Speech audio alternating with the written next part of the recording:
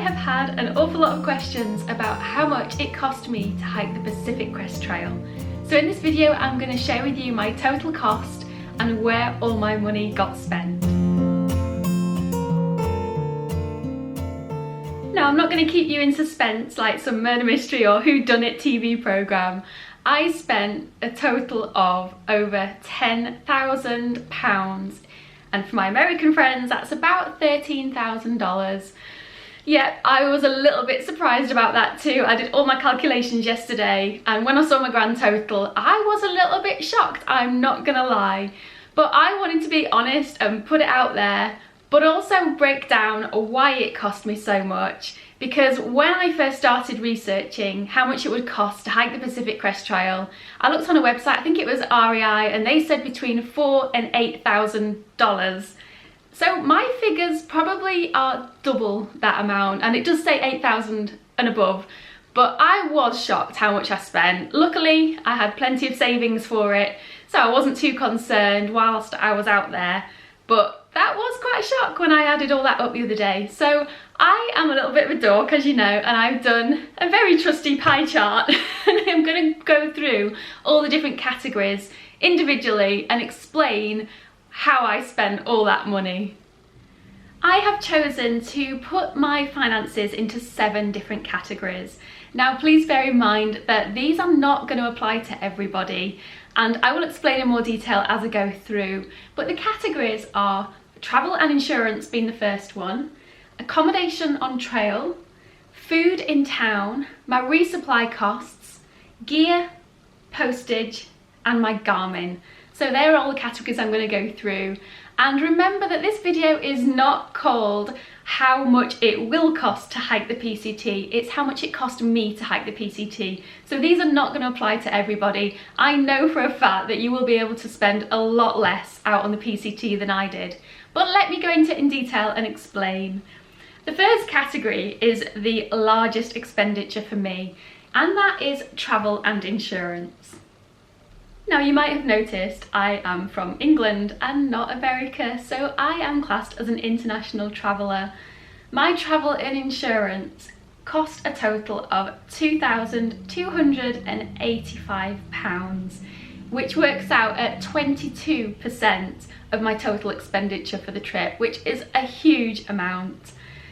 The flights obviously were the main part of this, and I had 3 separate flights. One was from the UK to the United States, and then once I'd reached Canada on the trail, because I'd done a flip, I then got a flight from Vancouver back down to California, which was another flight, and then my third flight was obviously travelling home when I finished at the Bridge of the Gods on the Washington-Oregon border. So that was a lot of expenditure just right there out the bat because I'm an international, so that is something to bear in mind if you're not already from the United States.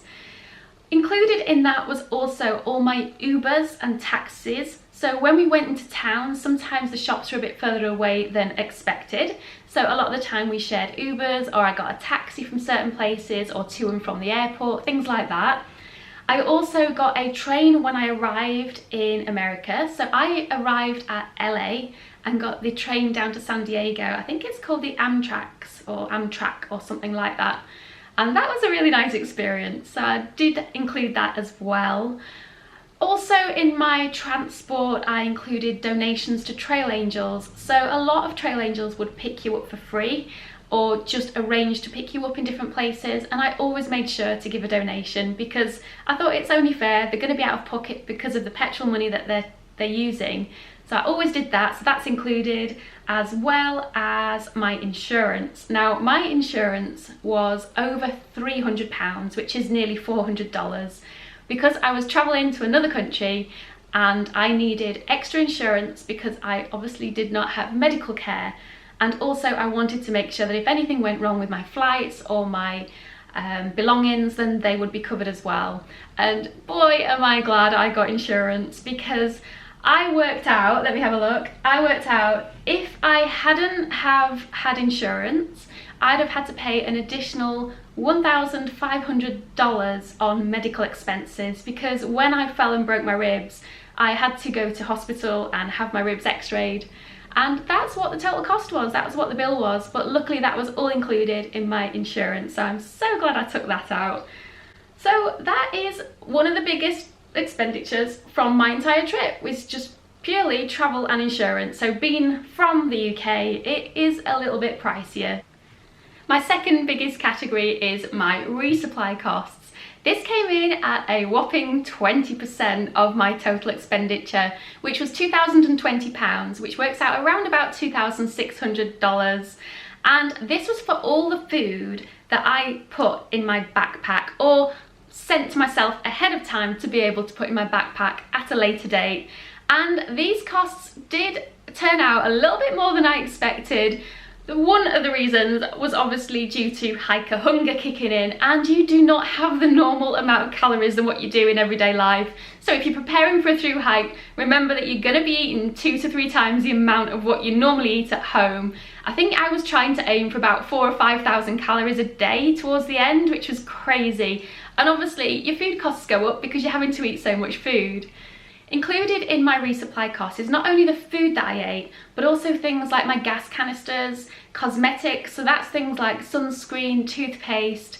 I also included my vitamins in there, and I think that was pretty much it. That's all I've included for my resupply costs. And I tried to eat as healthy as possible on trail, which again is another reason why it works out quite expensive. I wasn't somebody that just lived off ramen, chocolate and the typical hiker food. I was carrying out fruit, avocados as much as possible, tofu, healthy refried beans that had been dehydrated. I was literally carrying out as much as possible healthy, and that did add up to quite a lot. I also carried out vegan protein powder, things like vegan jerky, so these have got quite a high cost attached to them. But do you know what, I wouldn't change it for the world because I wanted to try and be as healthy as possible on trail. It did come at a cost, but it was worth it for me.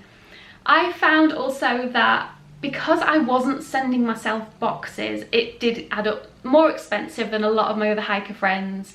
I found that they would get home cooked meals sent to them by family, or that have pre-prepared before they'd gone out on trail. So this is one way that anybody can save money, is to do it before you go and then get the boxes sent out to you. Because when you're resupplying in supermarkets and shops, you are paying for it because you're not able to buy things in bulk. And also trying to match food to go with other food to be able to eat out on trail is quite tricky. So I didn't have the luxury of having somebody send me food or organising it all before I go. I literally had to do it whilst out on trail myself. There were some areas where I managed to get extra food and then send it on to myself in other areas, and that was helpful, but again I'm still paying the costs at what you would get at normal supermarkets. For me, I think there was also the option of having hiker boxes. So what hiker boxes are, if you don't know, it's where everybody puts all the food that they don't want. And these would be found in either hostels, hotels, out on trail in different places. And a lot of the time, especially halfway during the trip, you'd find that these hiker boxes became very, very popular, because a lot of people would send themselves things and prepare everything in advance of their trip, but then get really bored of them. So you'd literally see people opening out their boxes that they'd picked up from the post office and carrying half of it straight to a hiker box just to get rid of it all because it's not what they wanted. And then what other hikers would do is go to that hiker box and just take out what they wanted from it. Unfortunately, most of the time none of the food was suitable for me, or it wasn't packaged clearly. So I didn't really utilise those, but I know a lot of people use them, so that is a great way of saving money out on trail. The next category, which is my third biggest expenditure, is my gear. And when I'm talking about gear, I mean not only the things that I bought before the trip, but also the things that I purchased whilst I was out there. Now, I spent a total of £1,950, which works out at $2,600. That's a total of 19% of my total costs.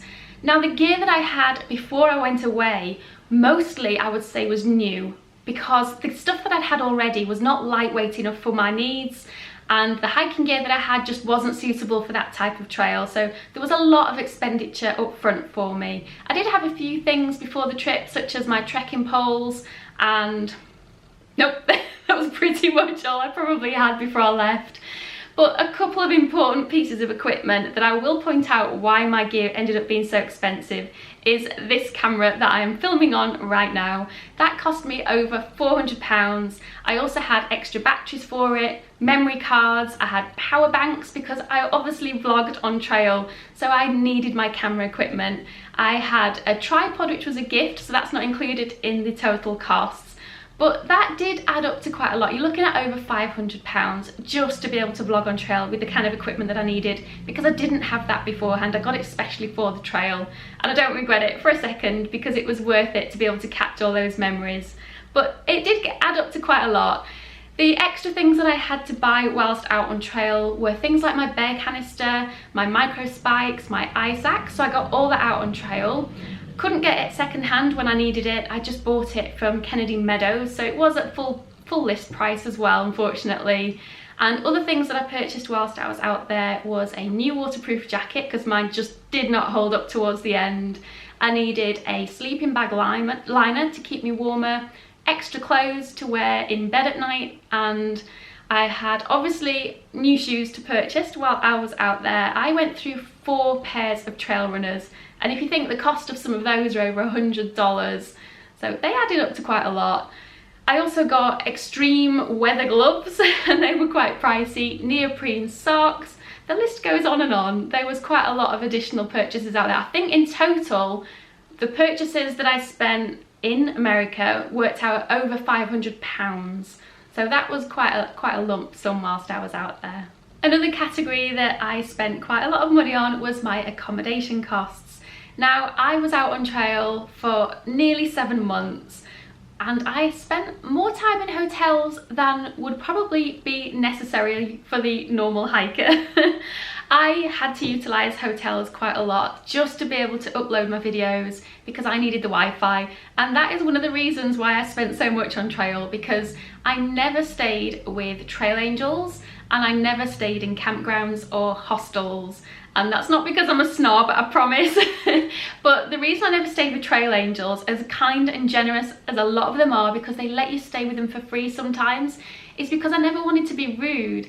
I felt that I always had so much to do whilst I was in town, and I would stay up till early hours of the morning and then get up at about 5 o'clock again and continue editing and working on my videos and getting things uploaded. If I stayed with a trail angel, I didn't want to sit there and be rude and antisocial because I know that they like to chat and talk to hikers. So I ended up kind of getting to a hotel room and locking myself in for a few days just to catch up with things. And within these costs for the hotel, this is also including laundry and Wi-Fi. So if I got laundry done, that would be included. Some places you had to pay additional Wi-Fi for, so I've included it all here. There is a lot of ways of saving money out on trail, and accommodation I think is probably the biggest way that you can do it. I didn't want to scrimp and save, I'm sorry, but I've reached that age where I wanted some comfort when I got into town as well.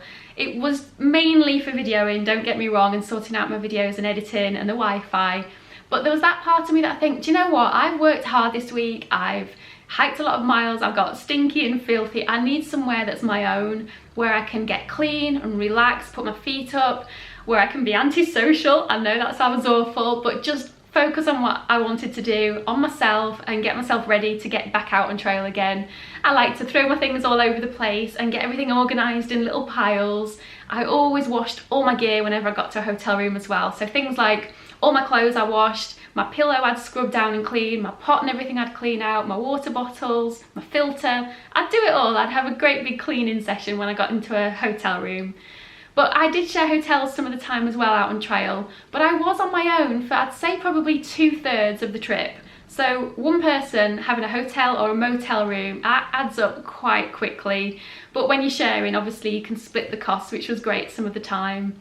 And I think that was pretty much it with the accommodation, but it did add up to a lot of money. It's just one of those things. I don't regret it. Again, I think there's part of me that thinks it would have been nice to stay with a trail angel, I'm not gonna lie, just to be able to share some more experience with people, but I think I spent a lot of time on trail doing things like that, so I think I made it work. The total amount then for accommodation was £1,900, which is $2,500, and that is 18% of my total. Now, if it's possible to have a favourite cost, this next one is it. And that is the amount of money I spent in town on food and drinks as well. I mean, I don't drink alcohol, but this included all the food that I ate and consumed whilst in town, as well as the drinks, such as coffees, smoothies, all those kind of refreshments that go into the whole food and drinks categories. I spent a total of £1,210, which is about $1,500, and that is 12% of my total, and boy did I enjoy it, and I would not change that for the world. I ate in some amazing places on trail, and I went to town when there were some good options for me. Some places I got to and it was dismal. I literally ate food out of garages or went to a supermarket and got some bread and hummus and just made do with things like that. But when I got to a town that had good options for me, I just ate and ate and ate and ate. I think I'd wake up in the night and have midnight feasts. I would eat that much. And it was my way of kind of topping up all my calories on all the healthy vitamins and micronutrients and everything like that. I would have vegan sushi, so I'd go to places where they did things like that. I got completely addicted to acai bowls, I think they're called. So like smoothie bowls or loads of fruits, salads, grains, all those types of things. I went smoothie galore when I went out there. And yes, I did spend an unhealthy amount on proper coffee when I got to towns as well. As my trail mates would say, I got all jacked up every time I got into town. I'd literally go hyper on coffee. Yeah, it's just one of the things that I love to do. Can't help it, and I'm not ashamed of it. I don't have many vices in life, but coffee is one of them. So I thoroughly enjoyed the food in towns, and the trail food, obviously, towards the end, I just couldn't bear it. It was awful. You kind of force feeding yourself. So when you did get to a town, it was great to just splurge and get fresh fruit and vegetables and things like that. Oh, I loved every minute. I think the food on trail, the food in trail towns is probably the best tasting food I've ever had in my life. But I don't know if that's because I was just living on a diet of trail food and just appreciated it more, or if it genuinely was the best food in the world. My next category is my Garmin, and this was quite a pricey option. I ended up spending a total of £770 on my Garmin. That's nearly $1,000. My Garmin itself cost over £400 to purchase, so that's just the device. And I was on the recreation plan, which worked out at £35 a month. Some months I spent about £60 to £70 on my subscription, and that was because I went over the limit of messages for that month, which I think it's 40 if I remember rightly. Don't quote me on that, but I think it's about 40 messages a month you get. And if you go over that, you pay per message. So when I was in certain sections, when there was no signal or service on my mobile phone, then I did utilise that more frequently. But I think it was only 2 or 3 months that I actually went over on that. And that subscription was for 7 months. And I did have it for an extra month before I went out as well. So that was quite a lot of costs just on one item. It is something though that I am very glad I took out with me, because it was a backup for my navigation. It was great to know that if anything went wrong, I could literally just press a button and somebody would know where to find me. And it was also reassuring for people at home. They knew exactly where I were all the time. They could track me. If I didn't get in touch, they knew I was on the move. Or if I was in towns, they could see where I was because I'd carry it with me. And also when you're leaving the pack on trail and going off to get water, I'd take it down there with me as well, just to make sure that if anything went wrong, I always had something on me where I knew that I could get help if I needed to. It was a device that I could message out for services and get messages back into, so it's classed as a two-way system. And I'm glad I did take it. I was a little unsure about the expense of it at first, but I just think if anything had gone wrong, would I really want to put a price on my life? And that's what made my decision. Right, moving on. We are finally on to the last category, and that is postage costs. I spent a total of £170, which works out about $220, which is 2% of my total.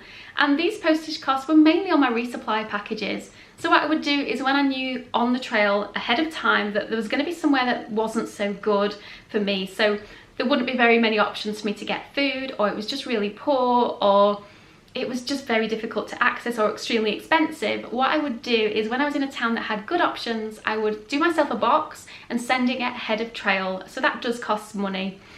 I sometimes collected boxes where they charge you for holding it for you, which is fair enough. So if you do it to a post office, it's always free, but if you do it to, say, a garage or a shop or somewhere else, they can charge you, and that's included in that price. I also sent one parcel home with a few items that I didn't need anymore, and that incurred a little bit of a cost too. So that's my total postage costs. Now, there are a few items that I haven't mentioned. The first one being gut hooks. I purchased that on trail. That was about $30 if I remember rightly. I think it was. I think you pay each section, which works out about $40, but if you get the whole PCT, I think it was about $30, but I didn't know where to include that, so I didn't put that in. Another cost I didn't include is my iCloud subscription, because that's something that I had before the trail and it's something I've still got after the trail, so I didn't think that was very specific to this video. But I did utilise iCloud, so I would always back up my phone, my photographs and my videos to iCloud, and I exceeded the storage on that nearly a few times.